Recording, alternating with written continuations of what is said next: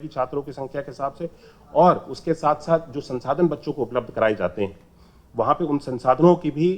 स्थितियों को बेहतर हम सब लोग कर सकेंगे और संसाधन भी अधिक मात्रा में एक विद्यालय में उपलब्ध कराए जाएंगे, जिससे कि बच्चों की लर्निंग को बेहतर किया जा सकेगा। इन सारी चीजों को देखते हुए पेयरिंग को किया गया, लेकिन फिर भी हमारे विरोधियों के द्वारा भ्रांति इस तरह की अफवाहें फैलाई गई कि पेयरिंग से स्कूलों को बंद किया जा रहा है। सरकार चाहती नहीं है कि बच्चों का जो शिक्षा का अधिकार है हर बच्चे का, वो बच्चों से छीना जा रहा है। हम शिक्षा के अधिकार को छीनने नहीं जा रहे हैं, बल्कि उसके शिक्षा के अधिकार को और मजबूती देने के लिए हम इस पेयरिंग के निर्णय के साथ में आगे बढ़े। और ये कोई निर्णय ऐसा नहीं है कि किसी विद्यालय को पेयर कर दिया तो वो विद्यालय हमेशा के लिए पेयर कर दिया गया है। ये छात्रों की संख्या के ऊपर पूर्ण रूप से इसको हम लोग निर्भर हैं। अगर छात्रों की संख्या भविष्य में आगे बढ़ती है या छात्रों की संख्या अधिक होती है और जिस विद्यालय को पेयर किया गया है वहां पर उन छात्रों के लिए बैठने के लिए पठन पाठन की व्यवस्था में किसी भी तरह की कोई असुविधा अगर होगी, तो जो हमारे पास अतिरिक्त भवन है, जैसा कि मैंने कहा कि एक भी विद्यालय बंद नहीं होगा। हर एक विद्यालय का जो उनके पास में यूनिक यूडाइस कोड होता है हर एक विद्यालय का, वो यूडाइस कोड हर एक विद्यालय का बरकरार रहेगा। ये विद्यालय आज भी बेसिक शिक्षा परिषद के विद्यालय के तौर पर ही कहलाए जाएंगे और इन विद्यालयों में पठन पाठन का कार्य भी किसी भी विद्यालय में बंद नहीं होगा। और भविष्य में अगर इनकी आवश्यकता होगी तो इनमें फिर से हम सब लोग स्कूल की जो सुचारू व्यवस्था है, छात्रों की संख्या अधिक हो जाने पर उनको हम इस्तेमाल कर सकेंगे। जो भवन अभी हम लोगों ने पेयर करने के बाद में जो भवन खाली हुए हैं, इन भवन को हम सब लोग किस तरह से इस्तेमाल करेंगे, इसके बारे में भी मैं आपको जानकारी देना चाहता हूं। हम सब लोग जितने भी भवन हमारे इस पेयरिंग की प्रक्रिया के बाद में और अनपेयरिंग की प्रक्रिया पूर्ण हो जाने के बाद में शेष बचेंगे, उन सभी भवनों के साथ में हमारा विभाग, बेसिक शिक्षा विभाग, आईसीडीएस विभाग के साथ में मिल करके हम प्री प्राइमरी यानी बाल वाटिका को प्रारंभ करने जा रहे हैं। ये प्रथम वर्ष होगा जब, क्योंकि भारत सरकार ने भी कहा है कि 6 वर्ष की आयु से हम कक्षा 1 में बच्चे का दाखिला करेंगे। ये नियम जो है पूरे देश भर पे लागू होता है। इसको देखते हुए बच्चों के लिए जो अर्ली चाइल्डहुड एजुकेशन है यानी प्री प्राइमरी की एजुकेशन है, उससे कहीं ना कहीं बच्चों को हम अपने परिषदीय विद्यालयों में उससे दूर जाते हुए हम सब लोगों ने महसूस किया। इस निर्णय को इसलिए लिया गया कि बच्चों को प्री प्राइमरी एजुकेशन यानी कि अर्ली चाइल्डहुड एजुकेशन बच्चे के लिए कक्षा 1 में सीधा दाखिला लेने से पहले उसके पास में बेसिक नॉलेज इतनी होनी चाहिए, यानी जो एलकेजी, यूकेजी और प्री प्राइमरी जितनी हम सब लोग व्यवस्थाएं देखते हैं सभी स्कूल्स में, प्राइवेट स्कूल्स में जो व्यवस्थाएं बनाई गई हैं, उसी तरह से हम सब लोग अपने परिषदीय विद्यालयों में भी इन सारी व्यवस्थाओं को अब से प्रारंभ करने जा रहे हैं। पूर्व में बाल वाटिका के तौर पर आईसीडीएस डिपार्टमेंट के साथ में इन सारी व्यवस्थाओं को चलाया जाता रहा है, जहां पे बच्चों के पोषण ट्रैकर के माध्यम से उनके पोषण की भी देखभाल की जाती थी और बच्चों को वहां पे खेलकूद की सामग्री भी, जो कि हमारे विभाग के द्वारा काफ़ी सारी सामग्रियां हैं जिनको उपलब्ध कराया जाता था, जिसमें वंडर बॉक्स है बच्चों के लिए, प्ले मटीरियल है, वर्क बॉक्स हैं, बिग स्टोरी बुक्स हैं, उनके लिए खेलकूद की सामग्री है, जॉयफुल लर्निंग कॉर्नर्स हैं। ऐसी बहुत सारी चीज़ें हैं जो आंगनवाड़ी के जो कोलोकेटेड आंगनवाड़ीज हैं, जहाँ पे बाल वाटिका को संचालित किया जा रहा था, वहाँ पे बेसिक शिक्षा विभाग के द्वारा पूर्व में भी उपलब्ध कराया जाता रहा है। इसको और सुदृढ़ और बेहतर हम लोगों ने बनाने का इस वर्ष से प्रयास किया है और 3 वर्ष से लेकर के 6 वर्ष की आयु तक के बच्चों के लिए हम लोगों ने करिकुलम भी बेसिक शिक्षा विभाग के द्वारा, एससीईआरटी के द्वारा एक नया करिकुलम तैयार किया गया है, जो कि 3 से लेकर के 4 वर्ष की, 4 से लेकर के 5 वर्ष की आयु तक के बच्चों के लिए और 5 से लेकर के 6 वर्ष की आयु तक के लिए 3 अलग अलग हम लोगों ने टेक्स्ट बुक्स और करिकुलम्स को तैयार किया है बच्चों को पढ़ाने के लिए, जिसके माध्यम से इस वर्ष से बच्चों के पठन पाठन के कार्य को आगे बढ़ाया जाएगा। इन सभी विद्यालयों में हम सब लोग प्री प्राइमरी की क्लासेस को प्रारंभ करेंगे, जितने भी विद्यालय हमारे भवन खाली हुए हैं, और इसके लिए पठन पाठन के लिए हम सब लोगों ने ECCE एजुकेटर्स की नियुक्ति भी प्रारंभ कर दी है। ये एजुकेटर्स बच्चों को प्री प्राइमरी में पढ़ाने के लिए वर्ष 24-25 में 10,684 ECC एजुकेटर्स के लिए इनकी नियुक्ति की कार्रवाई को प्रारंभ किया गया था और वर्ष 25-26 में 8,800 ECCE एजुकेटर्स की नियुक्ति के लिए हम सब लोगों ने इसकी प्रक्रिया को प्रारंभ कर दिया। ये सभी एजुकेटर्स नियुक्त हो जाने के बाद में प्री प्राइमरी कि जिसकी मैंने बात करी कि यानी कि 3 वर्ष से लेकर के 6 वर्ष तक की आयु तक के जो बच्चे हैं, इनको पढ़ाने के लिए अपना योगदान देंगे। इनके लिए जो करिकुलम तैयार किया गया है और जो वंडर बॉक्स के माध्यम से और भी जो सारी चीज़ें गतिविधियां पहले से जो चलती चली आई हैं, इन सभी विद्यालयों में इन सारी गतिविधियों को प्रारंभ किया जाएगा। इसका फलस्वरूप ये होगा कि क्योंकि 6 वर्ष की आयु जो बच्चों के लिए निर्धारित की गई है कक्षा 1 के लिए, उससे पहले अभी तक पिछले समय में ऐसा रहता था कि बच्चे को 4.5 वर्ष की आयु में, 5 वर्ष की आयु में भी कक्षा 1 में दाखिला हो जाता था और बच्चे अपने पठन पाठन के कार्यों को प्रारंभ कर देते थे। लेकिन अब जब 6 वर्ष की आयु को निर्धारित कर दिया गया है, तो उससे पहले बच्चे क्योंकि 3 वर्ष से लेकर के 6 वर्ष तक की आयु में कुछ ना कुछ सीखे, उनका बैकग्राउंड और बेस मजबूत हो सके, इन सारी चीज़ों को देखते हुए इस निर्णय को लेकर के सभी विद्यालयों में प्री प्राइमरी के क्लासेस को सुचारू रूप से चलाया जाएगा, जिसके लिए हम सब लोगों ने 15 अगस्त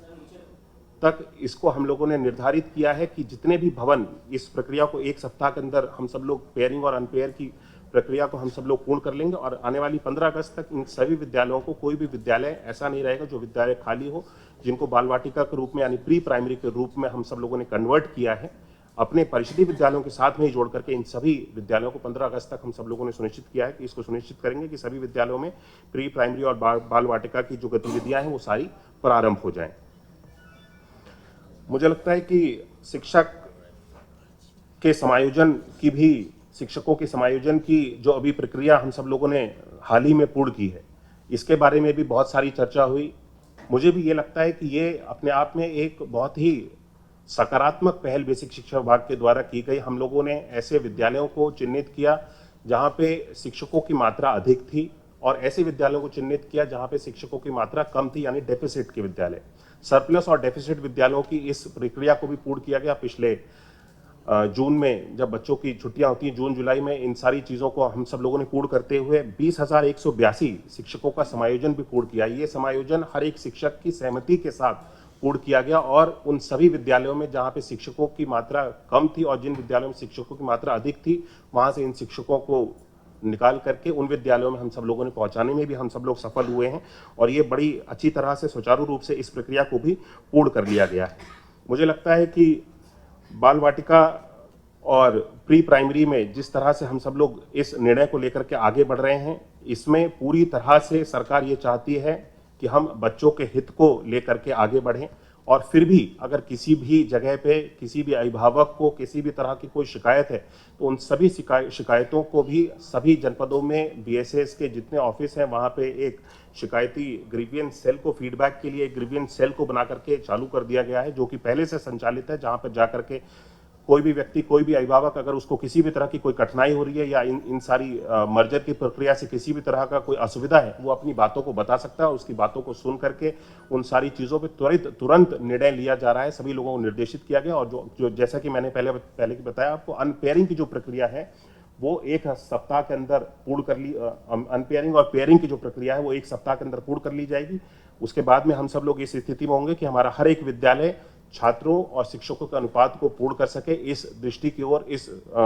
चीज को पूरा करने की ओर हम सब लोग आगे बढ़ेंगे। मुझे लगता है ये सारी चीजें एक सकारात्मक दिशा में आगे लेकर के जाने का विषय है। जिस तरह से पिछले 1 माह में इस पेयरिंग की प्रक्रिया को प्रारंभ होने के बाद में हमने जितने भी लोगों के द्वारा इसकी संबंध में भ्रांतियों को और नकारात्मक चीजों को फैलाते हुए सुना है, और खासतौर पर हमारे विरोधी जिनके समय में शिक्षा की व्यवस्था को पूरी तरह से स्ट्रेचर पे ला दिया गया था। शिक्षा की व्यवस्था यानी परिषदीय विद्यालयों की बात करें तो किसी भी तरह की कोई सुविधा नहीं,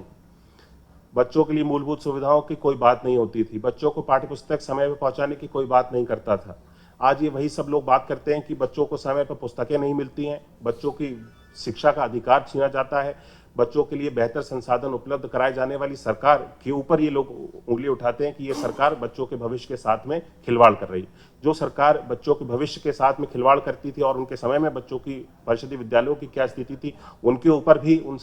सभी लोगों को जो इसके ऊपर टिप्पणियां कर रहे हैं उनको चिंता करने की आवश्यकता है। मुझे लगता है कि ये सरकार का निर्णय,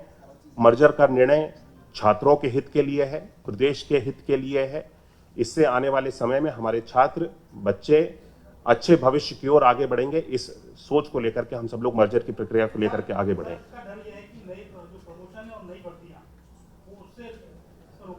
देखिए, नई भर्तियों पे सरकार ने कभी भी नहीं कहा कि हमने कोई रोक लगाई है। हम छात्र और शिक्षक के अनुपात की बात करते हैं। उसके अनुसार जब ये पेयरिंग की प्रक्रिया पूर्ण हो जाएगी, हमने जैसे कि कहा कि मिनिमम अगर 50 बच्चों का विद्यालय है, वहां पे 3 शिक्षक रहने चाहिए, 2 सहायक अध्यापक और 1 शिक्षा मित्र। अगर ये सारे मानक पूर्ण नहीं होते हैं, हम बिल्कुल भी नहीं कहते कि हम छात्रों की वो शिक्षकों की नियुक्ति के खिलाफ हैं, हम अपने मानक को पूर्ण करेंगे। अगर हमारा मानक पूर्ण नहीं होगा, हम नई शिक्षकों की भर्ती भी करेंगे। हमारी प्राथमिकता है कि पीटीआर को हम सब लोग बरकरार रखें। सर, एग्रीकल्चर की आपने बात की है आंगनबाड़ी बाल वाटिका के लिए, इसकी प्रक्रिया क्या है? इसको टेंडर के माध्यम से हर एक जिले पे इसकी जेम से इन सारी चीजों की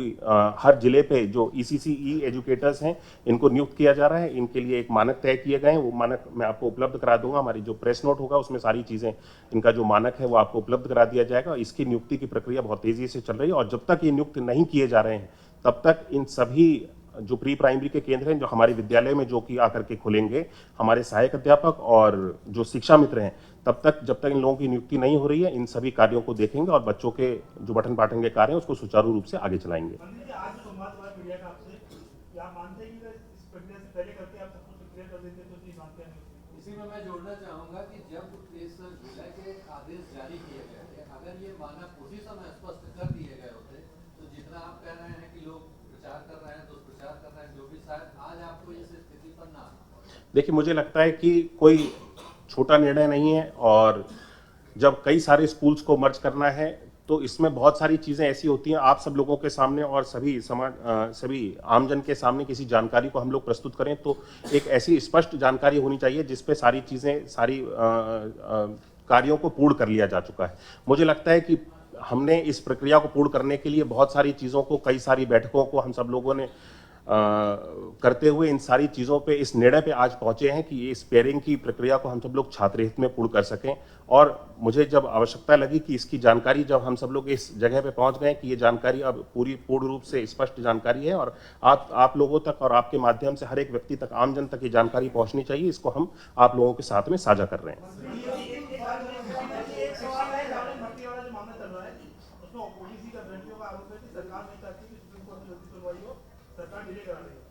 देखिए, सरकार कोर्ट की प्रक्रिया को तो कभी भी डिले नहीं करा सकती है। ये तो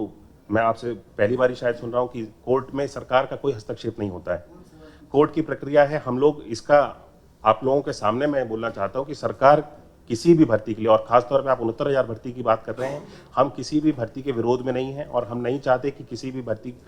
को रोका जाए या फिर जितने भी इसमें लोगों को लाभान्वित होना है उसको लाभ मिलने से भी रोका जाए। हम पूरी तरह से पॉजिटिव हैं, हम हर एक चीज़ के लिए तैयार हैं, लेकिन इन सारी चीज़ों का जब समाधान, जो भी लोग हैं इसमें, जो भी जिस तरह से हम सारी चीज़ों को देख रहे हैं, सारे लोग जब कोर्ट का रास्ता इसमें लेकर के, न्याय को लेकर के जाना चाहते हैं, तो कोर्ट के ऊपर हम लोगों को विश्वास है। कोर्ट जो भी न्याय करेगा, जो भी निर्देश करेगा, उन सारी चीज़ों का हम लोग पालन करेंगे। हम पॉजिटिव हैं। हम किसी भी अभ्यर्थी के साथ में जो इस शिक्षक की भर्ती में जिसने जो भी प्रतिभाग जिसने किया और जो नियुक्ति के लिए हकदार है, हम उसके लिए, उसके खिलाफ में नहीं है।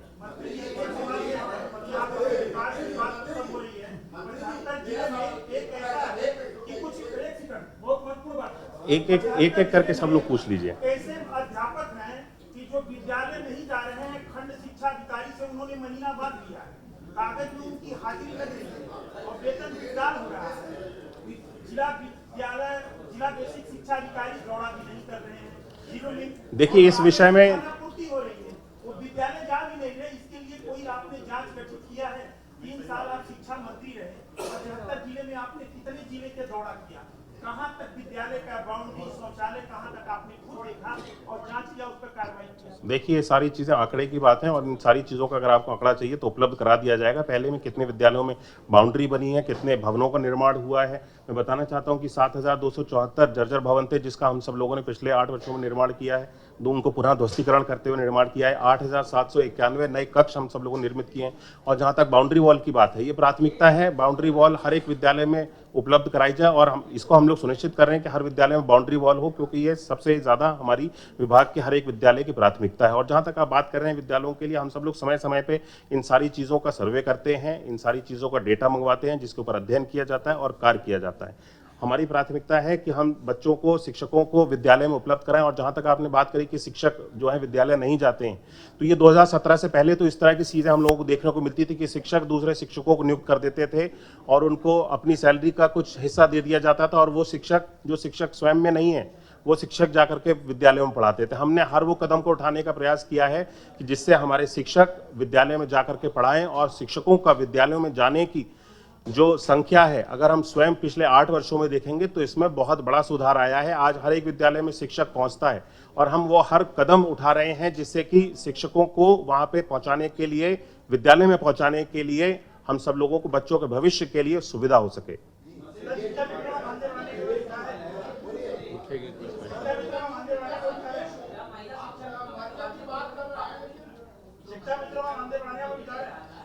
और लोग देखिए, एक एक करके सभी लोग पूछ लीजिए। आपने कहा कि महिला शिक्षा मित्रों के एवं सभी शिक्षा मित्रों को उनके निकटस्थ स्थान पर पहुंचाने के लिए, उनकी सुविधा के स्थान पर पहुंचाने के लिए इस प्रक्रिया को पहले से ही प्रारंभ कर दिया गया है। सभी शिक्षा मित्र जो कि समायोजन के बाद में कहीं दूर जिन लोगों की नियुक्ति हो गई, जब वापस उनको शिक्षा मित्र के रूप में नियुक्त किया गया, ऐसे सभी लोगों को उनकी सुविधा के अनुसार इसकी प्रक्रिया पहले से ही चल रही है, और उन लोगों को उनके पास की जगहों पे जहां पर भी वे जाना चाहते हैं उसकी सुविधा के अनुसार जो पॉलिसी तैयार की गई है उस पर कार्य पहले से ही चल रहा है, उनको वहां पहुंचाया जाएगा। उन लोगों को भी इसमें अवसर दिया जाएगा कि वे सभी महिला शिक्षा मित्र भी अपने सुविधा के स्थान पर विद्यालय में उनको अगर पहुंचाया जा सकता है पॉलिसी के अनुरूप, उनको वहां पे पहुंचा दिया जाएगा।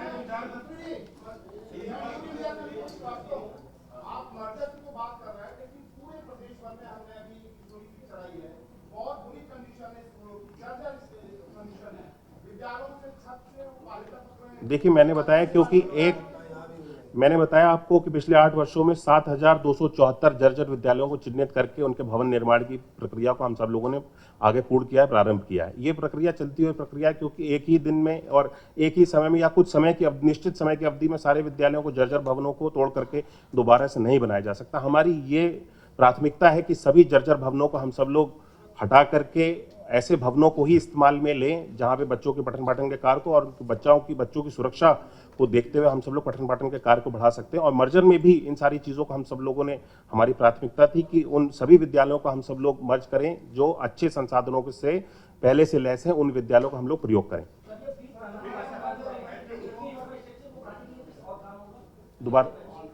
दोबारा पूछिए।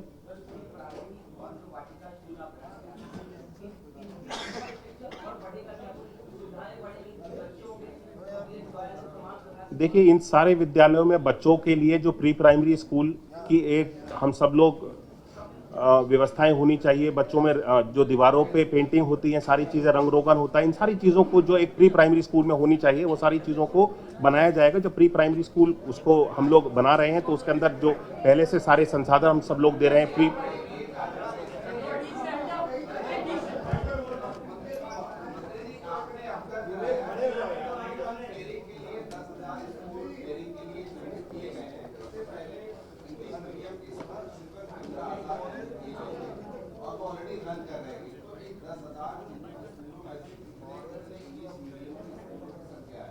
देखिए, इंग्लिश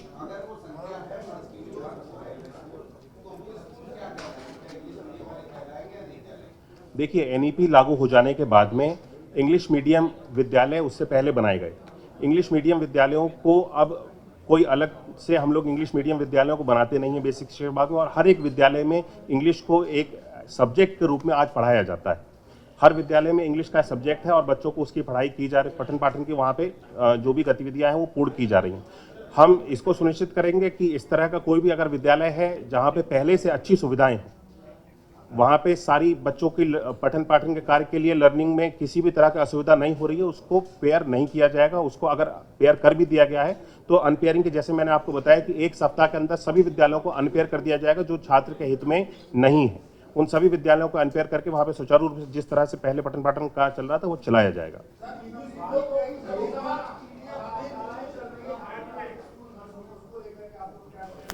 देखिए, पीडीएफ पाठशाला की आपने जिस तरह से बात करी है, वही बात मैं फिर से कहूँगा। जैसे कि मैंने कहा कि वो लोग हैं जिनके समय में शिक्षा की स्थिति कैसी थी, विद्यालयों की स्थिति कैसी थी, जहाँ विद्यालय जर्जर थे, कोई मूलभूत सुविधा नहीं थी। कायाकल्प हम लोगों को, हमारी प्राथमिकता क्यों बनी? हमने 2017 में आकर के ऑपरेशन कायाकल्प को किस लिए प्रारंभ किया कि 19 डिफरेंट पैरामीटर्स ऐसे थे। बच्चों के लिए पेयजल की सुविधा नहीं थी, बच्चों के लिए वहां पे क्लासरूम्स नहीं थे, बच्चों के लिए टॉयलेट नहीं थे, बच्चों के बैठने की कोई वहां पे जगह नहीं थी। ये मूलभूत सुविधाएं जिसमें बच्चा विद्यालय में अगर जाएगा तो पढ़ेगा कैसे, पानी पिएगा कैसे, टॉयलेट जाएगा कैसे, ये सारी सुविधाएं नहीं थी जिनके समय में वो आज पीडीए पाठशाला चलाने की बात करते हैं। मुझे लगता है कि इन लोगों को कोई अधिकार नहीं है इस तरह की चीजों का और पेयरिंग के ऊपर प्रश्न उठाने का, जहां पे वे स्वयं अपने समय में जब उनको अवसर दिया गया, कई बार अवसर दिया गया, उन्होंने शिक्षा के बच्चों के अधिकार को उन लोगों ने छीनने का काम किया, बच्चों को बेहतर सुविधाएं न उपलब्ध कराने का उन लोगों ने काम किया। और आज जब बच्चों के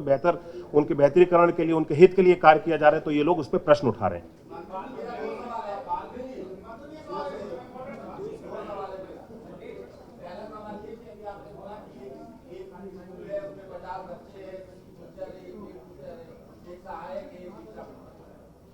दोबारा बोलिए।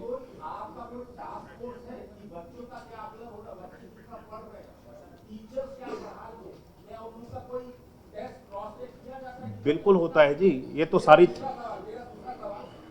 विद्यालयों को लेकर आरटीई के तहत क्या कार्रवाई सरकार कर रही है? देखिए, निजी विद्यालयों में जितने भी ऐसे विद्यालय हैं जिनके पास में मान्यता नहीं है, वो हमारी प्राथमिकता है। ऐसे सभी विद्यालयों को हम प्राथमिकता के आधार पर बंद करेंगे और ऐसे विद्यालय जहाँ पे कोई मानक नहीं पूर्ण करते हैं, ऐसे विद्यालय कहीं पर भी नहीं चलाए जाएंगे और ऐसे विद्यालयों को बंद करने की प्रक्रिया लगातार चल रही है। और जहाँ तक आपने बात करी हमारे सर्वेस को लेकर के, हमारे सर्वे, बहुत सारे सर्वे हैं, अशर के सर्वे हैं, पीएम परख का सर्वे है, ये समय समय पर ये सारे सर्वेस बताते हैं। अगर आप इनकी रिपोर्ट देखेंगे, आज उत्तर प्रदेश की स्थिति में बताना चाहता हूँ, ये जो परख का सर्वे है 2024 का, इसके अंतर्गत अगर मैं उत्तर प्रदेश की बात करूं तो लैंग्वेज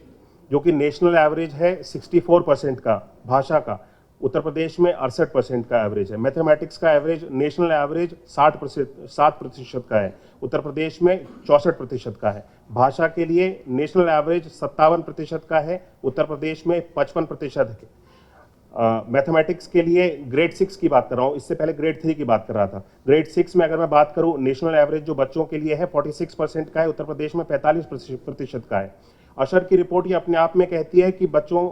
की जो शिक्षा की गुणवत्ता है उसमें अभूतपूर्व सुधार हुए हैं उत्तर प्रदेश के अंदर। उन्होंने ये मेंशन किया है, कोट किया है कि there is something happening in UP, अलग से लिखा है कि बच्चे यहाँ पे विद्यालय में अधिक मात्रा में जाना प्रारंभ हो गए हैं। बच्चों जो विद्यालयों में छात्रों की संख्या है वो अपने आप बढ़ने लगी है। उत्तर प्रदेश में कुछ ऐसा हो रहा है जो बच्चों की शिक्षा के लिए, उनको बेहतर भविष्य की ओर लेकर के जाने के लिए बच्चों के अभिभावकों को और बच्चों को दोनों को प्रेरित कर रहा है, जिससे बच्चों की संख्या विद्यालयों में अधिक हो रही है और बच्चे निपुण विद्यालयों की भी अगर मैं बात करूं तो उत्तर प्रदेश में अभी तक 46,000 से अधिक विद्यालय, यानी कि जिन बच्चों में भाषा और गणित का ज्ञान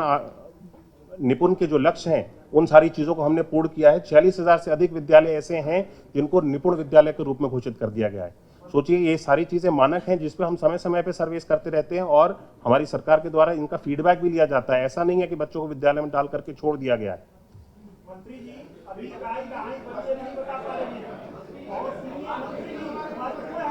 आप ऐसे मुख्यमंत्री के पोते हैं, मंत्री जी शिक्षा को सुधारिए। आप ऐसे मुख्यमंत्री के पोते हैं कि मिनटों में उन्होंने पद का मोह नहीं किया, आप लक्ष्य को साधा, लेकिन शिक्षा को सुधार दीजिए। मुझे आप कोई होगा, लेकिन अभी भी वो देखिए भाषण प्लीज, भाषण ना देना। हम आपसे तर्कों, सम्माननीय महोदय, अगर इस तरह की चीजें हैं, आप हम लोगों का एक अभिन्न अंग है और आपके जो भी सुझाव हैं आप हम लोगों को अपने सुझाव के रूप में दीजिए। हम उन सारी चीजों को पूरा करने के लिए बैठे हैं। मुझे लगता है कि आप अगर कोई कमियां हैं आपको दिखती हैं तो आप हमें दीजिए। हम आपके ऊपर जितनी भी आपको सुझाव दिए गए उन सभी कमियों को दूर करने के लिए ही यहाँ बैठे हैं। बहुत सी ऐसी चीजें जो हम नहीं देख पाते हैं, शायद आप लोग देख पाते हो, उन सारी चीज़ों को पूर्ण करने के लिए हम बैठे हैं। और जहाँ तक आपने मेरी जिम्मेदारियों की बात करी, मैं अपनी जिम्मेदारियों का पूरी तरह से निर्वहन कर रहा हूँ। मेरे परिवार में मेरे बाबूजी से जिस तरह से हम सब लोगों ने, आपने जब बात करी उनके बारे में आपने जिक्र किया है, तो मुझे लगता है कि उनका जो योगदान है खासतौर पर शिक्षा के प्रति, जिस तरह से उन्होंने कार्य किया, उनके समय में जो शिक्षा की स्थिति थी वो हम सब आज भी देखते हैं और उस समय की चर्चा भी करते हैं। और उन्हीं सारी चीज़ों को, उन्हीं से प्रेरणा लेते हुए हम सब लोग दोहराने का प्रयास कर रहे हैं कि आज मैं उन सारी चीज़ों को दोहराते हुए उन शिक्षा व्यवस्था को बेहतर दिशा में किस तरह से लेकर के जा सकें, आज उसको आगे लेकर के जाए। साथियों, आज की देखिए प्रेस कॉन्फ्रेंस कोई लास्ट अगर एक दो महत्वपूर्ण क्वेश्चन है तो ले लीजिए। मुझे लगता है कि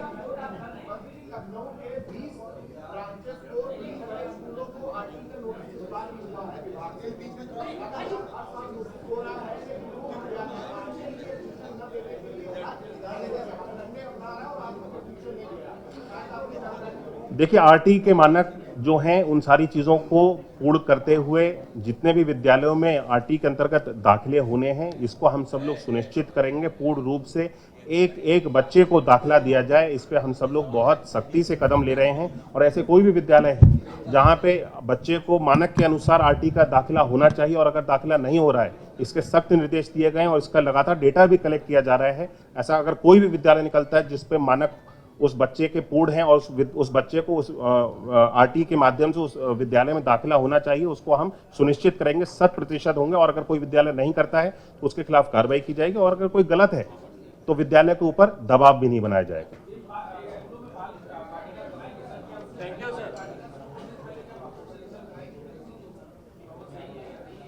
बिल्कुल, मैंने कहा ये सारे भवन पहले से संचालित हैं और अगर कोई भवन ठीक नहीं है तो वहां पे भवन की उसको अगर कोई जर्जर भवन होगा तो उसकी मरम्मत कराई जाएगी, रंग रोगन और सारी चीज़ों की व्यवस्था वहां पे पूर्ण की जाएगी। उसके बाद में ही बाल वाटिका के रूप में इन विद्यालयों को संचालित किया जाएगा। और पहले से चल रहे 10,000 ये लगभग जो भी हमारे विद्यालय पेयरिंग के बाद में अनपेयरिंग के बाद में बचेंगे, क्योंकि संख्या भी एग्जैक्ट नहीं है, एक सप्ताह के अंदर इसकी संख्या एग्जैक्ट हमारे पास आ जाएगी। इन सभी विद्यालयों को सभी सुविधाओं के साथ में युक्त किया जाएगा और बच्चों के सुरक्षा के साथ में कोई भी खिलवाड़ नहीं किया जाएगा। अध्यापकों की ट्रेनिंग चल रही है, स्पेशल एजुकेटर्स को इसके लिए जो बच्चों के प्री प्राइमरी में पढ़ाएंगे उनको नियुक्त किया गया है विभिन्न अलग अलग जनपदों में। जहां जहां जिन जिन जनपदों में इन सभी ईसीसीई एजुकेटर्स की नियुक्ति होती जा रही है वहां पे ये स्पेशल एजुकेटर्स जो ट्रेन किए गए हैं उन अध्यापकों को जो बच्चों को पढ़ाने के लिए उनको ट्रेन करेंगे।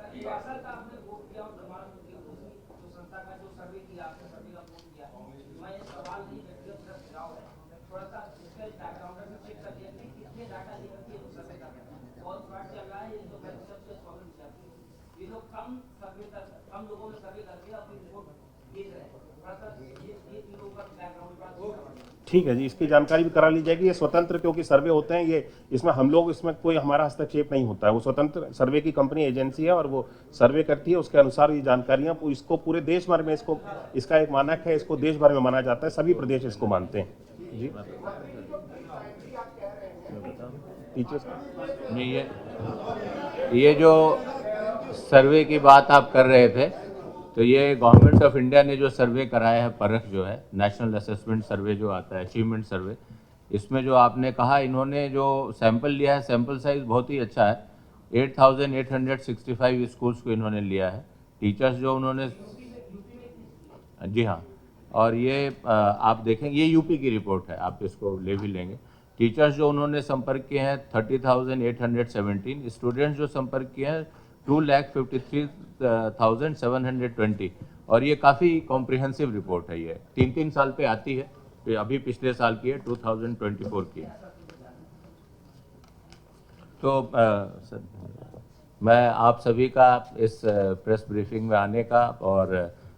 हमें सुनने का और हमारी बात पब्लिक तक पहुंचाने के लिए आप सभी का धन्यवाद। Thank you. मुझे लगता है कि इसके बाद में कोई भी ऐसी चीज़ इस मर्जर को लेकर के कोई भी नकारात्मक इस तरह की चीज़ हम लोगों के मन में नहीं रहनी चाहिए। कोई भी अगर प्रश्न है, आप सभी लोगों को अवसर दिया गया है अपने सभी प्रश्नों को रखने का। ये मर्जर पूरी तरह से सकारात्मक है। हम लोग प्रयास करें कि इसको आम जन तक पहुंचाने का ये प्रयास किया जाए। ये मर्जर केवल छात्र हित के लिए है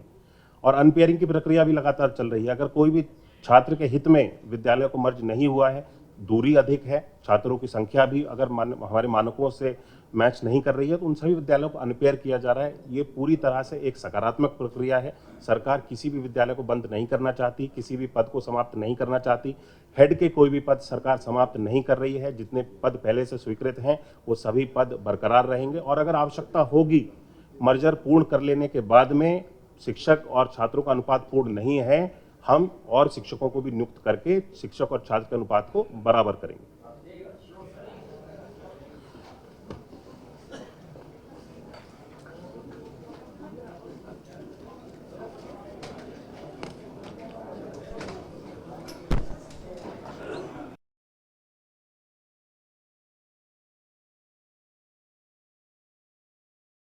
सभी सम्मानित पत्रकार बंधु,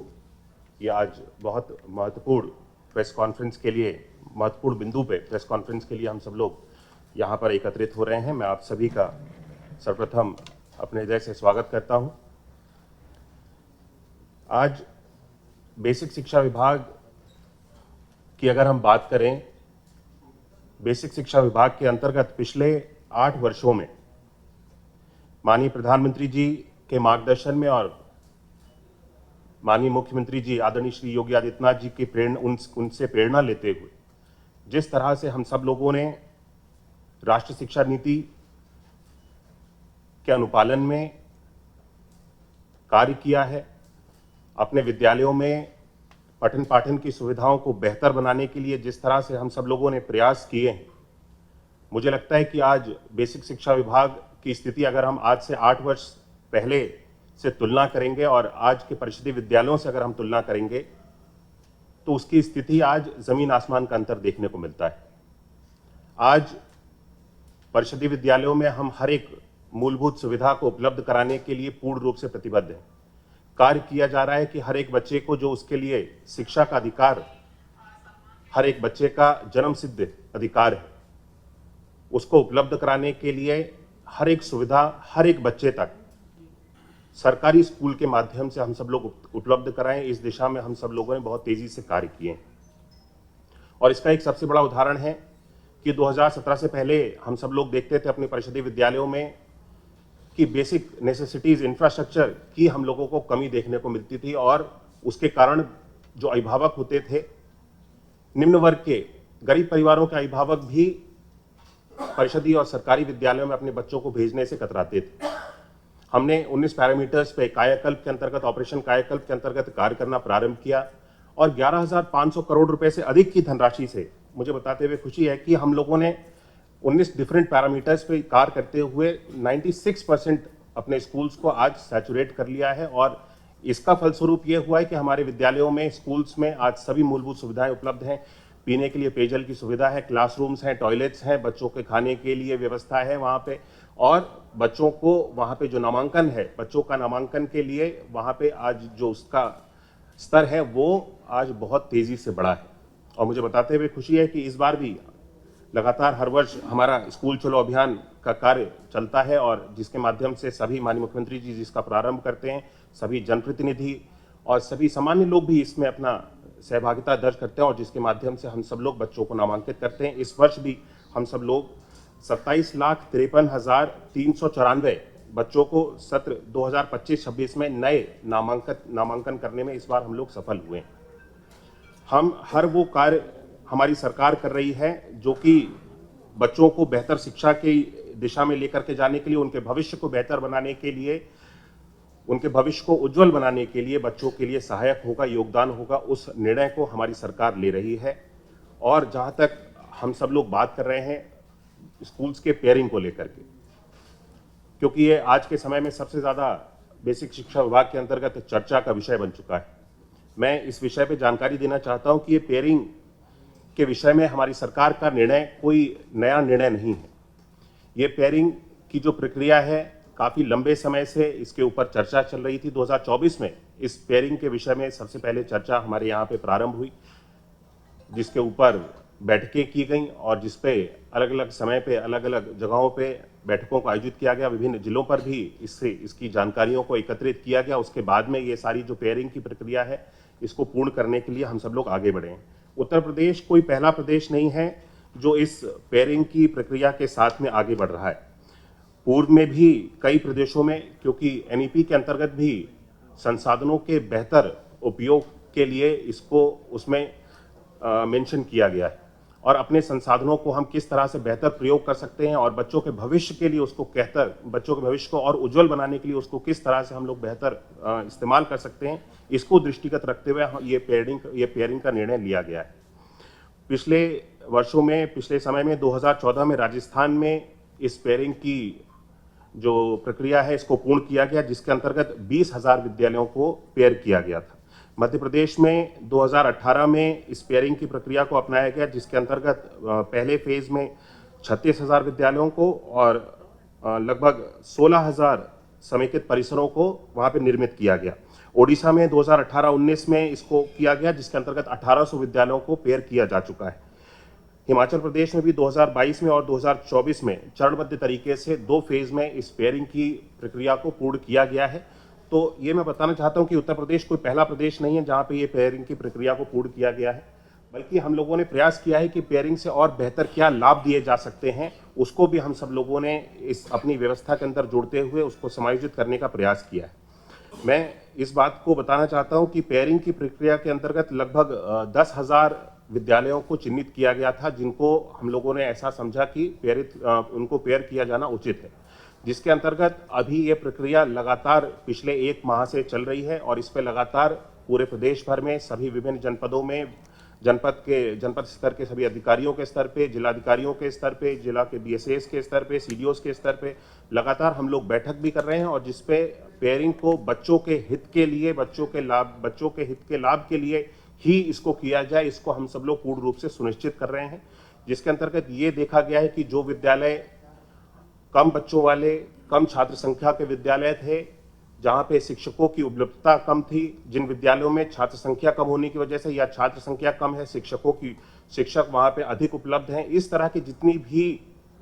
चीजें थी उन सारी चीजों को मॉनिटर किया गया। उसके बाद में ये पेयरिंग का जो निर्णय है इसको लेकर के हम सब लोगों ने स्कूल की पेयरिंग को प्रारंभ किया।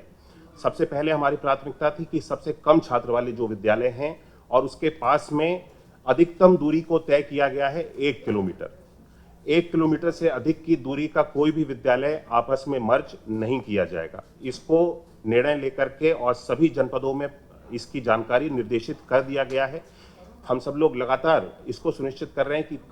कम छात्रों वाले विद्यालयों को, कम संसाधन वाले विद्यालयों को ही मर्ज करके हम उन विद्यालयों में मर्ज करें जहां पे अधिक संसाधन उपलब्ध हैं उस विद्यालय में, ताकि बच्चों के पठन पाठन के लिए वहां पे बेहतर सुविधाएं उपलब्ध हो सकें, बेहतर संसाधन उपलब्ध हो सकें। डिजिटल संसाधन जिन विद्यालयों में अच्छे उपलब्ध हैं उन सभी विद्यालयों में हम सब लोगों ने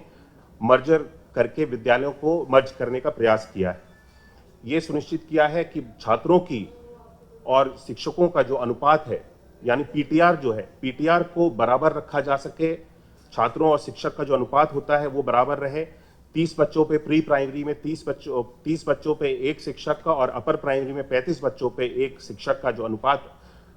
मानक बनाया गया है, इसको पूरा करते हुए भी हम सब लोगों ने मर्जर की प्रक्रिया को पूर्ण किया है। ये सुनिश्चित किया है कि हर विद्यालय में, क्योंकि 50 से कम के विद्यालय को ही मर्ज किया गया है,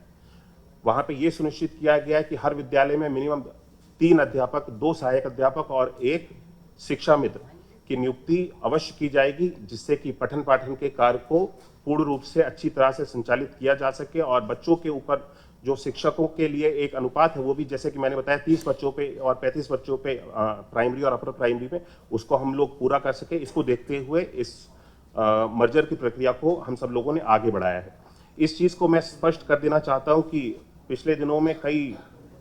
सारे लोगों से ये सारी इस तरह की जानकारियां मिली कि सरकार स्कूल्स को बंद करने जा रही है। मैं स्पष्ट करना चाहता हूं कि बेसिक शिक्षा विभाग के अंतर्गत जितने भी हमारे संचालित परिषदीय विद्यालय हैं, लगभग हमारे पास में 1,32,886 विद्यालय हमारे पास में परिषदीय बेसिक शिक्षा विभाग के अंतर्गत संचालित हैं। ये सभी 1,32,886 विद्यालय पूर्ण रूप से अभी भी संचालित रहेंगे। इन सभी विद्यालयों का यूडाइस कोड है और जो विद्यालय मर्ज किए गए हैं, क्योंकि मर्जर का अभी ये प्रक्रिया लगातार चल रही है, जैसा कि मैंने बताया कि कुछ जिलों में मर्ज करने के बाद में 1 किलोमीटर के हम सब लोगों ने निर्देश दिए हैं कि 1 किलोमीटर से अधिक की सीमा अगर स्कूल को मर्ज किया है वो नहीं होनी चाहिए। अगर उससे अधिक है तो उन सभी स्कूल्स को, छात्रों को हम सब लोग कोई भी नुकसान नहीं देना चाहते हैं। छात्रों को विद्यालय में पहुंचने के लिए सुविधा हो, किसी भी तरह की असुविधा जहां पर भी हो रही है, इसके सख्त निर्देश दिए गए हैं। उन सभी विद्यालयों को वापस अनपेयर कर दिया जाएगा, यानी 1 किलोमीटर से अधिक की अवधि या फिर वहां की भौगोलिक कोई भी परिस्थिति इस तरह से हो। उत्तर प्रदेश में ऐसे बहुत सारे दूरस्थ इलाके हैं जहां पे बच्चों को आने जाने में दिक्कत हो सकती है, वहां पर भी इन सारी चीजों का ध्यान रखा गया, जैसे कि बुंदेलखंड है और भी हमारे काफी सारे इस तरह के इलाके हैं जहां पे नदी, नाले, पुल या इस तरह की कोई सुविधा, मतलब बच्चों को असुविधा हो रही है विद्यालय जाने में। वहां पे सख्त निर्देश दिए गए हैं कि वो विद्यालय, भले ही अगर हम कम छात्रों का विद्यालय भी चला रहे हैं तो वो कम छात्रों का विद्यालय भी चलता रहेगा। बच्चों की जो शिक्षा के लिए उनको बेहतर गुणवत्ता की शिक्षा देने के लिए हमारी प्राथमिकता है। हम उस पर अभी भी कार्य कर रहे हैं। ऐसे स्थानों पे अभी भी वो विद्यालय कम छात्रों की संख्या से भी वो विद्यालय संचालित रहेंगे और पेयरिंग की जो अनपेयरिंग की व्यवस्था है वो लगातार चल रही है। इसको हम लोगों ने सुनिश्चित कर दिया है, सभी को निर्देशित कर दिया है, क्योंकि पिछले 1 माह से ये पेयरिंग की व्यवस्था चल रही है। अगले आने वाले 1 सप्ताह में इस पेयरिंग के कार्य को पूर्ण रूप से समाप्त कर दिया जाएगा, पूर्ण कर लिया जाएगा और सभी जगहों पे जितनी भी पेयरिंग और अनपेयरिंग का कार्य है वो आने वाले 1 सप्ताह में पूर्ण कर लिया जाएगा। और कई जनपदों में हमारे पास अभी एग्जैक्ट नंबर इसलिए मैं आपको नहीं दे पा रहा हूँ कि कितने स्कूल्स को पेयर किया गया है, क्योंकि कई जनपदों में अभी अनपेयरिंग की प्रक्रिया चल रही है। कुछ जगहों पे जहां 1 किलोमीटर से अधिक की अवधि पे 1.5 किलोमीटर या 2 किलोमीटर की इस तरह की शिकायत थी या 50 से कुछ अधिक संख्या के विद्यालय भी मर्ज कर दिए गए थे। उन सभी विद्यालयों को छात्र के हित में देखते हुए हम सब लोगों का यही निर्णय है कि 50 से कम की संख्या वाले विद्यालय ही केवल मर्ज किए जाएंगे और जो छात्र हित में हो। वे हमारा विभाग अपनी हित को देखते हुए इस निर्णय को बिल्कुल भी नहीं लिया गया है। हमारे पास शिक्षकों को पर्याप्त मात्रा में हम सब लोग उपलब्ध कराने के लिए पूर्ण रूप से प्रतिबद्ध हैं। हर एक विद्यालय में पूर्ण रूप से शिक्षक और जो छात्रों का अनुपात है उसको पूर्ण किया जाएगा। इस पर हमारा विभाग बहुत गंभीरता से कार्य कर रहा है। और जहां तक पिछले दिनों में कुछ तरह की जानकारियां देखने को मिली कि पदों को समाप्त किया जाएगा, मैं बताना चाहता हूं कि शिक्षकों का एक भी पद समाप्त नहीं किया जाएगा। जो जितने पद स्वीकृत हैं वो सारे स्वीकृत पदों पे जो समान व्यवस्था पहले से चलती चली जा रही है वो सारी व्यवस्थाएं चली जाएंगी। हेड के पद को समाप्त करने की बहुत सारे लोगों ने इस तरह की भ्रांतियों को फैलाने का प्रयास किया है। हेड के पद भी किसी तरह से कोई समाप्त नहीं किए जाएंगे। मुझे लगता है कि बेसिक शिक्षा विभाग के अंतर्गत जिस तरह से पिछले दिनों में हम सब लोगों ने कार्य किया है, हमारे विभाग के ऊपर जब ये पेयरिंग की प्रक्रिया को प्रारंभ किया गया, जो कि एक अच्छी सोच के साथ में हम सब लोगों ने इस निर्णय को लेकर के प्रारंभ किया। बच्चों के हित के लिए, बच्चों को बेहतर संसाधन के लिए, बच्चों की पीयर लर्निंग के लिए, बच्चों को ग्रुप लर्निंग के माध्यम से हम सब लोग बेहतर शिक्षा दे सकते हैं। और बच्चे जब आपस में रह करके अधिक बच्चे एक विद्यालय में, सोचिए अगर 10 बच्चे पढ़ते हैं और उस विद्यालय में 2 शिक्षक हम लोगों ने नियुक्त कर रखे हैं, तो क्या बच्चा वहां पे आपस में उस ग्रुप में सीखेगा? 10 बच्चों के ग्रुप में बच्चा एक दूसरे से भी देख करके, खेल करके, समझ करके, बात करके भी बहुत सारी चीजों को सीखता है। और ग्रुप लर्निंग आज के समय में कितनी ज्यादा महत्वपूर्ण है, ये हम सब लोग इसका महत्व जानते हैं। हम सभी लोगों के बच्चे विद्यालयों में जाते हैं और बच्चे अपने जो ग्रुप के साथ में रह करके सीखते हैं, ग्रुप लर्निंग के साथ में सीखते हैं, वो शायद बच्चों को कहीं और से वो सीख और वो ज्ञान नहीं दिया जा सकता। इसको भी देखते हुए ग्रुप लर्निंग को बेहतर हम सब लोग कर सकें, एक मर्जर का निर्णय लिया गया ताकि विद्यालय में अधिक से अधिक संख्याओं के बच्चों की, छात्रों की संख्या बढ़े। और जब छात्रों की संख्या किसी विद्यालय में बढ़ेगी तो ये स्वाभाविक है कि उस विद्यालय में शिक्षकों की भी संख्या बढ़ेगी छात्रों की संख्या के हिसाब से, और उसके साथ साथ जो संसाधन बच्चों को उपलब्ध कराए जाते हैं वहां पे उन संसाधनों की भी स्थितियों को बेहतर हम सब लोग कर सकेंगे और संसाधन भी अधिक मात्रा में एक विद्यालय में उपलब्ध कराए जाएंगे, जिससे कि बच्चों की लर्निंग को बेहतर किया जा सकेगा। इन सारी चीजों को देखते हुए पेयरिंग को किया गया, लेकिन फिर भी हमारे विरोधियों के द्वारा भ्रांति, इस तरह की अफवाहें फैलाई गई कि पेयरिंग से स्कूलों को बंद किया जा रहा है। सरकार चाहती नहीं है कि बच्चों का जो शिक्षा का अधिकार है हर बच्चे का, वो बच्चों से छीना जा रहा है। हम शिक्षा के अधिकार को छीनने नहीं जा रहे हैं, बल्कि उसके शिक्षा के अधिकार को और मजबूती देने के लिए हम इस पेयरिंग के निर्णय के साथ में आगे बढ़े। और ये कोई निर्णय ऐसा नहीं है कि किसी विद्यालय को पेयर कर दिया तो वो विद्यालय हमेशा के लिए पेयर कर दिया गया है। ये छात्रों की संख्या के ऊपर पूर्ण रूप से इसको हम लोग निर्भर हैं। अगर छात्रों की संख्या भविष्य में आगे बढ़ती है या छात्रों की संख्या अधिक होती है और जिस विद्यालय को पेयर किया गया है वहां पर उन छात्रों के लिए बैठने के लिए, पठन पाठन की व्यवस्था में किसी भी तरह की कोई असुविधा होगी, तो जो हमारे पास अतिरिक्त भवन है, जैसा कि मैंने कहा कि एक भी विद्यालय बंद नहीं होगा। हर एक विद्यालय का जो उनके पास में यूनिक यूडाइस कोड होता है हर एक विद्यालय का, वो यूडाइस कोड हर एक विद्यालय का बरकरार रहेगा। ये विद्यालय आज भी बेसिक शिक्षा परिषद के विद्यालय के तौर पर ही कहलाए जाएंगे और इन विद्यालयों में पठन पाठन का कार्य भी किसी भी विद्यालय में बंद नहीं होगा। और भविष्य में अगर इनकी आवश्यकता होगी तो इनमें फिर से हम सब लोग स्कूल की जो सुचारू व्यवस्था है, छात्रों की संख्या अधिक हो जाने पर उनको हम इस्तेमाल कर सकेंगे। जो भवन अभी हम लोगों ने पेयर करने के बाद में जो भवन खाली हुए हैं, इन भवन को हम सब लोग किस तरह से इस्तेमाल करेंगे, इसके बारे में भी मैं आपको जानकारी देना चाहता हूं। हम सब लोग जितने भी भवन हमारे इस पेयरिंग की प्रक्रिया के बाद में और अनपेयरिंग की प्रक्रिया पूर्ण हो जाने के बाद में शेष बचेंगे, उन सभी भवनों के साथ में हमारा विभाग, बेसिक शिक्षा विभाग, ICDS विभाग के साथ में मिल करके हम प्री प्राइमरी यानी बाल वाटिका को प्रारंभ करने जा रहे हैं। ये प्रथम वर्ष होगा जब क्योंकि भारत सरकार ने भी कहा है कि 6 वर्ष की आयु से हम कक्षा 1 में बच्चे का दाखिला करेंगे। ये नियम जो है पूरे देश भर पे लागू होता है। इसको देखते हुए बच्चों के लिए जो अर्ली चाइल्डहुड एजुकेशन है, यानी प्री प्राइमरी की एजुकेशन है, उससे कहीं ना कहीं बच्चों को हम अपने परिषदीय विद्यालयों में उससे दूर जाते हुए हम सब लोगों ने महसूस किया। इस निर्णय को इसलिए लिया गया कि बच्चों को प्री प्राइमरी एजुकेशन यानी कि अर्ली चाइल्डहुड एजुकेशन बच्चे के लिए कक्षा 1 में सीधा दाखिला लेने से पहले उसके पास में बेसिक नॉलेज इतनी होनी चाहिए, यानी जो LKG, UKG और प्री प्राइमरी जितनी हम सब लोग व्यवस्थाएं देखते हैं सभी स्कूल्स में, प्राइवेट स्कूल्स में जो व्यवस्थाएं बनाई गई हैं, उसी तरह से हम सब लोग अपने परिषदीय विद्यालयों में भी इन सारी व्यवस्थाओं को अब से प्रारंभ करने जा रहे हैं। पूर्व में बाल वाटिका के तौर पर ICDS डिपार्टमेंट के साथ में इन सारी व्यवस्थाओं को चलाया जाता रहा है, जहां पे बच्चों के पोषण ट्रैकर के माध्यम से उनके पोषण की भी देखभाल की जाती थी और बच्चों को वहां पे खेलकूद की सामग्री भी, जो कि हमारे विभाग के द्वारा काफ़ी सारी सामग्रियां हैं जिनको उपलब्ध कराया जाता था, जिसमें वंडर बॉक्स है बच्चों के लिए, प्ले मटीरियल है, वर्क बॉक्स हैं, बिग स्टोरी बुक्स हैं, उनके लिए खेलकूद की सामग्री है, जॉयफुल लर्निंग कॉर्नर्स हैं। ऐसी बहुत सारी चीज़ें हैं जो आंगनवाड़ी के जो को-लोकेटेड आंगनवाड़ीज हैं जहाँ पे बाल वाटिकाओं को संचालित किया जा रहा था, वहाँ पे बेसिक शिक्षा विभाग के द्वारा पूर्व में भी उपलब्ध कराया जाता रहा है। इसको और सुदृढ़ और बेहतर हम लोगों ने बनाने का इस वर्ष से प्रयास किया है और 3 वर्ष से लेकर के 6 वर्ष की आयु तक के बच्चों के लिए हम लोगों ने करिकुलम भी बेसिक शिक्षा विभाग के द्वारा SCRT के द्वारा एक नया करिकुलम तैयार किया गया है, जो कि 3 से लेकर के 4 वर्ष की, 4 से लेकर के 5 वर्ष की आयु तक के बच्चों के लिए और 5 से लेकर के 6 वर्ष की आयु तक के लिए 3 अलग अलग हम लोगों ने टेक्स्ट बुक्स और करिकुलम्स को तैयार किया है बच्चों को पढ़ाने के लिए, जिसके माध्यम से इस वर्ष से बच्चों के पठन पाठन के कार्य को आगे बढ़ाया जाएगा। इन सभी विद्यालयों में हम सब लोग प्री प्राइमरी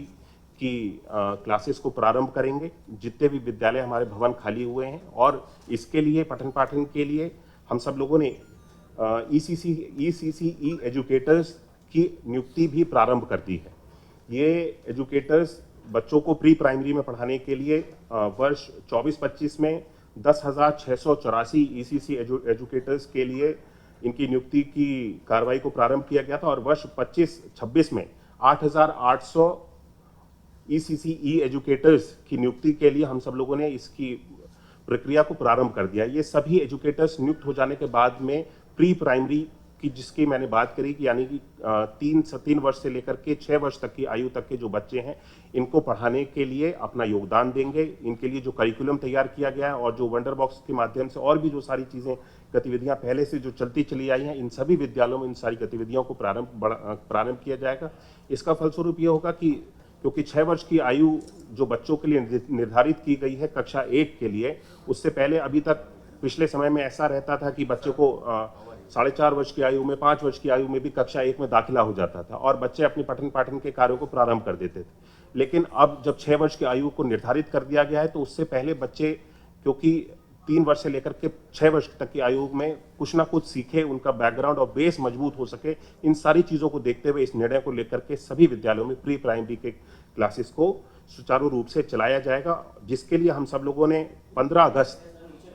तक इसको हम लोगों ने निर्धारित किया है कि जितने भी भवन इस प्रक्रिया को 1 सप्ताह के अंदर हम सब लोग पेयरिंग और अनपेयर की प्रक्रिया को हम सब लोग पूर्ण कर लेंगे और आने वाली 15 अगस्त तक इन सभी विद्यालयों को, कोई भी विद्यालय ऐसा नहीं रहेगा जो विद्यालय खाली हो, जिनको बाल वाटिका के रूप में यानी प्री प्राइमरी के रूप में हम सब लोगों ने कन्वर्ट किया है, अपने परिषदीय विद्यालयों के साथ में ही जोड़ करके इन सभी विद्यालयों को 15 अगस्त तक हम सब लोगों ने सुनिश्चित किया है कि इसको सुनिश्चित करेंगे कि सभी विद्यालयों में प्री प्राइमरी और बाल वाटिका की जो गतिविधियां हैं वो सारी प्रारंभ हो जाएं। मुझे लगता है कि शिक्षक के समायोजन की भी, शिक्षकों के समायोजन की जो अभी प्रक्रिया हम सब लोगों ने हाल ही में पूर्ण की है, इसके बारे में भी बहुत सारी चर्चा हुई। मुझे भी ये लगता है कि ये अपने आप में एक बहुत ही सकारात्मक पहल बेसिक शिक्षा विभाग के द्वारा की गई। हम लोगों ने ऐसे विद्यालयों को चिन्हित किया जहाँ पे शिक्षकों की मात्रा अधिक थी और ऐसे विद्यालयों को चिन्हित किया जहाँ पे शिक्षकों की मात्रा कम थी, यानी डेफिसिट के विद्यालय। सरप्लस और डेफिसिट विद्यालयों की इस प्रक्रिया को भी पूर्ण किया गया। पिछले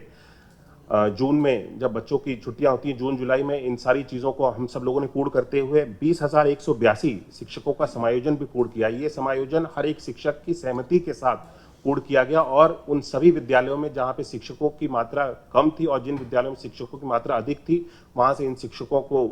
निकाल करके उन विद्यालयों में हम सब लोगों ने पहुंचाने में भी हम सब लोग सफल हुए हैं और ये बड़ी अच्छी तरह से सुचारू रूप से इस प्रक्रिया को भी पूर्ण कर लिया गया है। मुझे लगता है कि बाल वाटिका और प्री प्राइमरी में जिस तरह से हम सब लोग इस निर्णय को लेकर के आगे बढ़ रहे हैं, इसमें पूरी तरह से सरकार ये चाहती है कि हम बच्चों के हित को लेकर के आगे बढ़ें और फिर भी अगर किसी भी जगह पे किसी भी अभिभावक को किसी भी तरह की कोई शिकायत है तो उन सभी शिकायतों को भी सभी जनपदों में बीएसएस के जितने ऑफिस हैं वहाँ पे एक शिकायती ग्रीवियंस सेल को फीडबैक के लिए एक ग्रीवियंस सेल को बना करके चालू कर दिया गया है, जो कि पहले से संचालित है, जहाँ पर जा करके कोई भी व्यक्ति कोई भी अभिभावक अगर उसको किसी भी तरह की कोई कठिनाई हो रही है या इन सारी मर्जर की प्रक्रिया से किसी भी तरह का कोई असुविधा है, वो अपनी बातों को बता सकता है और उसकी बातों को सुन करके उन सारी चीज़ों पे तुरंत निर्णय लिया जा रहा है। सभी लोगों को निर्देशित किया गया और जो जैसा कि मैंने पहले की बताया आपको, अनपेयरिंग की जो प्रक्रिया है वो 1 सप्ताह के अंदर पूर्ण कर ली, अनपेयरिंग और पेयरिंग की जो प्रक्रिया है वो 1 सप्ताह के अंदर पूर्ण कर ली जाएगी। उसके बाद में हम सब लोग इस स्थिति में होंगे कि हमारा हर एक विद्यालय छात्रों और शिक्षकों के अनुपात को पूर्ण कर सके। इस दृष्टि की ओर, इस चीज को पूरा करने की ओर हम सब लोग आगे बढ़ेंगे। मुझे लगता है ये सारी चीजें एक सकारात्मक दिशा में आगे लेकर के जाने का विषय है। जिस तरह से पिछले 1 माह में इस पेयरिंग की प्रक्रिया को प्रारंभ होने के बाद में हमने जितने भी लोगों के द्वारा इसकी संबंध में भ्रांतियों को और नकारात्मक चीजों को फैलाते हुए सुना है और खासतौर पर हमारे विरोधी जिनके समय में शिक्षा की व्यवस्था को पूरी तरह से स्ट्रेचर पर ला दिया गया था। शिक्षा की व्यवस्था यानी परिषदीय विद्यालयों की बात करें तो किसी भी तरह की कोई सुविधा नहीं, बच्चों के लिए मूलभूत सुविधाओं की कोई बात नहीं होती थी, बच्चों को पाठ्यपुस्तक समय पर पहुंचाने की कोई बात नहीं करता था। आज ये वही सब लोग बात करते हैं कि बच्चों को समय पर पुस्तकें नहीं मिलती हैं, बच्चों की शिक्षा का अधिकार छीना जाता है, बच्चों के लिए बेहतर संसाधन उपलब्ध कराए जाने वाली सरकार के ऊपर ये लोग उंगली उठाते हैं कि ये सरकार बच्चों के भविष्य के साथ में खिलवाड़ कर रही है। जो सरकार बच्चों के भविष्य के साथ में खिलवाड़ करती थी और उनके समय में बच्चों की परिषदीय विद्यालयों की क्या स्थिति थी, उनके ऊपर भी उन सभी लोगों को जो इसके ऊपर टिप्पणियां कर रहे हैं उनको चिंता करने की आवश्यकता है। मुझे लगता है कि ये सरकार का निर्णय, मर्जर का निर्णय छात्रों के हित के लिए है, प्रदेश के हित के लिए है। इससे आने वाले समय में हमारे छात्र बच्चे अच्छे भविष्य की ओर आगे बढ़ेंगे। इस सोच को लेकर के हम सब लोग मर्जर की प्रक्रिया को लेकर के आगे बढ़े।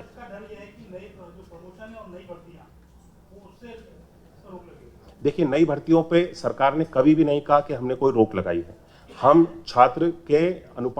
और शिक्षक के अनुपात की बात करते हैं। उसके अनुसार जब ये पेयरिंग की प्रक्रिया पूर्ण हो जाएगी,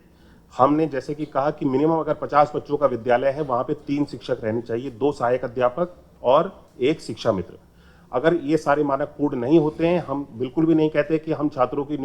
शिक्षकों की नियुक्ति के खिलाफ हैं, हम अपने मानक को पूर्ण करेंगे। अगर हमारा मानक पूर्ण नहीं होगा, हम नई शिक्षकों की भर्ती भी करेंगे। हमारी प्राथमिकता है कि पीटीआर को हम सब लोग बरकरार रखें। सर, एजुकेटर्स की आपने बात की है आंगनबाड़ी बाल वाटिका के लिए, इसकी प्रक्रिया क्या है? इसको टेंडर के माध्यम से हर एक जिले पे इसकी जेम से इन सारी चीज़ों की हर जिले पे जो ECCE एजुकेटर्स हैं इनको नियुक्त किया जा रहा है। इनके लिए एक मानक तय किए गए हैं, वो मानक मैं आपको उपलब्ध करा दूंगा। हमारी जो प्रेस नोट होगा उसमें सारी चीज़ें, इनका जो मानक है वो आपको उपलब्ध करा दिया जाएगा। इसकी नियुक्ति की प्रक्रिया बहुत तेज़ी से चल रही है और जब तक ये नियुक्त नहीं किए जा रहे हैं तब तक इन सभी जो प्री प्राइमरी के केंद्र हैं, जो हमारे विद्यालय में जो कि आकर के खुलेंगे, हमारे सहायक अध्यापक और जो शिक्षा मित्र हैं, तब तक जब तक इन लोगों की नियुक्ति नहीं हो रही है, इन सभी कार्यों को देखेंगे और बच्चों के जो पठन पाठन के कार्य हैं उसको सुचारू रूप से आगे चलाएंगे। आज जो संवाद हुआ मीडिया का आपसे,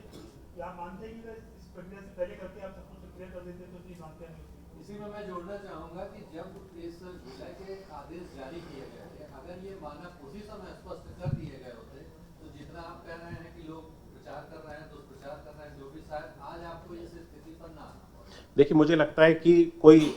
छोटा निर्णय नहीं है और जब कई सारे स्कूल्स को मर्ज करना है तो इसमें बहुत सारी चीज़ें ऐसी होती हैं। आप सब लोगों के सामने और सभी आमजन के सामने किसी जानकारी को हम लोग प्रस्तुत करें तो एक ऐसी स्पष्ट जानकारी होनी चाहिए जिस पे सारी चीज़ें, सारी कार्यों को पूर्ण कर लिया जा चुका है। मुझे लगता है कि हमने इस प्रक्रिया को पूर्ण करने के लिए बहुत सारी चीज़ों को, कई सारी बैठकों को हम सब लोगों ने करते हुए इन सारी चीज़ों पे इस निर्णय पे आज पहुंचे हैं कि ये स्पेयरिंग की प्रक्रिया को हम सब लोग छात्र हित में पूर्ण कर सकें। और मुझे जब आवश्यकता लगी कि इसकी जानकारी, जब हम सब लोग इस जगह पे पहुंच गए कि ये जानकारी अब पूर्ण रूप से स्पष्ट जानकारी है और आप लोगों तक और आपके माध्यम से हर एक व्यक्ति तक, आमजन तक ये जानकारी पहुंचनी चाहिए, इसको हम आप लोगों के साथ में साझा कर रहे हैं। एक सवाल है, भर्ती वाला जो मामला चल रहा है, उसमें ओबीसी का ग्रंथियों का आरोप है कि सरकार नहीं चाहती कि सुप्रीम कोर्ट में जल्दी सुनवाई हो, सरकार डिले करा रही है। देखिए, सरकार कोर्ट की प्रक्रिया को तो कभी भी डिले नहीं करा सकती है। ये तो मैं आपसे पहली बार शायद सुन रहा हूँ कि कोर्ट में सरकार का कोई हस्तक्षेप नहीं होता है।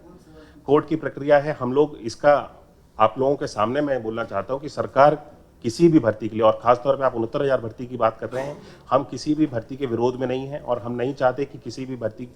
को रोका जाए या फिर जितने भी इसमें लोगों को लाभान्वित होना है उसको लाभ मिलने से भी रोका जाए। हम पूरी तरह से पॉजिटिव हैं, हम हर एक चीज़ के लिए तैयार हैं, लेकिन इन सारी चीज़ों का जब समाधान, जो भी लोग हैं इसमें, जो भी जिस तरह से हम सारी चीज़ों को देख रहे हैं, सारे लोग जब कोर्ट का रास्ता इसमें लेकर के, न्याय को लेकर के जाना चाहते हैं, तो कोर्ट के ऊपर हम लोगों को विश्वास है। कोर्ट जो भी न्याय करेगा, जो भी निर्देश करेगा, उन सारी चीज़ों का हम लोग पालन करेंगे। हम पॉजिटिव हैं। हम किसी भी अभ्यर्थी के साथ में, जो इस शिक्षक की भर्ती में जिसने जो भी प्रतिभाग जिसने किया और जो नियुक्ति के लिए हकदार है, हम उसके लिए उसके खिलाफ में नहीं है।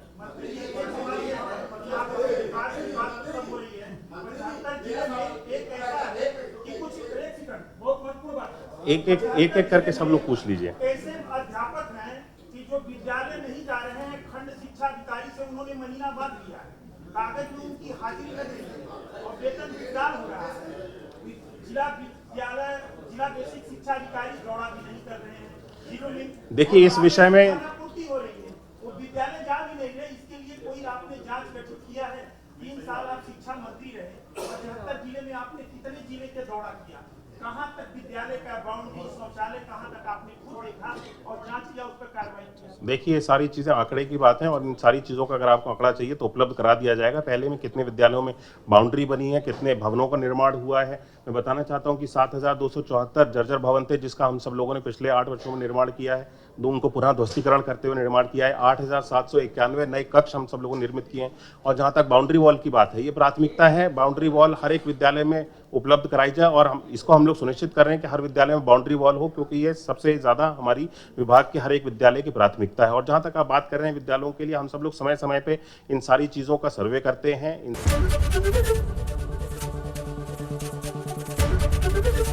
एबीपी गंगा, खबर आपकी, जुबान आपकी।